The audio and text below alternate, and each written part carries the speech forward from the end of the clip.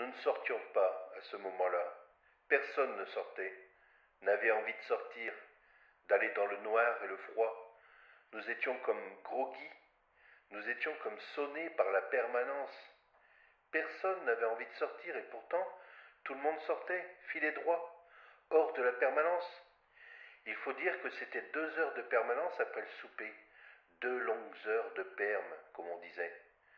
On ne voulait pas sortir dehors, on voulait juste aller de la perme jusqu'au hall, ce grand hall froid, mais moins froid que dehors.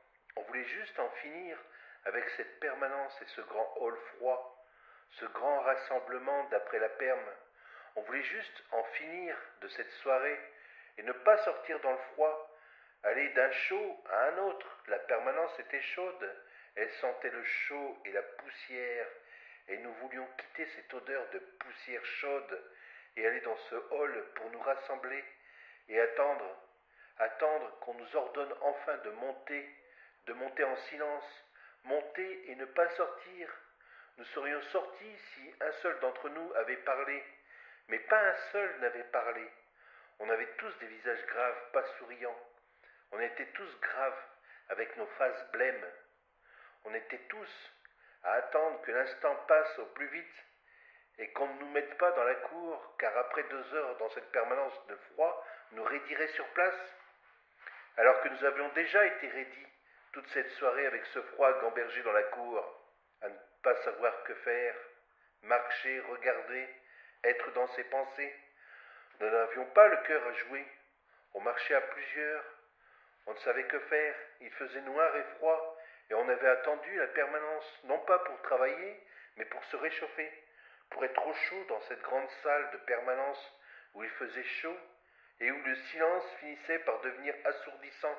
Et il avait fallu ensuite, après ces 2 longues heures, sortir de la salle et aller dans le hall attendre le surveillant, que celui-ci nous ordonne de monter en rang par deux les 5 longs étages à monter en contournant ce vieil ascenseur qui servait de monte-charge pour la cantine. On montait ainsi tous les soirs ces escaliers avant de se rendre au lavabo. Je me souviendrai toujours de ces visages graves de l'enfance. L'enfance sortie d'un seul coup de l'innocence. L'innocence sortie en rang par deux et en silence de l'enfance. Ce grand Sylvain, par exemple.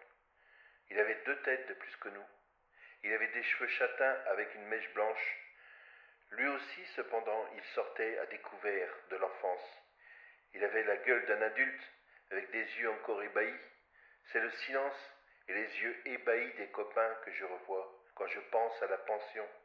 D'un coup d'un seul, en 6e, il nous fallait affronter une cohorte de profs et de surveillants, des profs d'un autre genre et des pions vicelards et violents, toujours se taire en nombre, d'un espace à un autre, du réfectoire à la récré. Et si on se mettait à courir, à se cacher derrière une porte pour surprendre l'autre, si on se mettait à jouer durant le parcours, un pion nous attendait caché derrière une porte. Au bout d'un de ces longs couloirs, il se dressait face à nous et avec son doigt nous désignait, nous disait de nous rapprocher. Il nous regardait longuement jusqu'à ce qu'on lâche un peu nos défenses et alors nous collait 2 belles gifles cinglantes. C'était violent, ça faisait mal. C'était la vie normale de l'enfance en pension.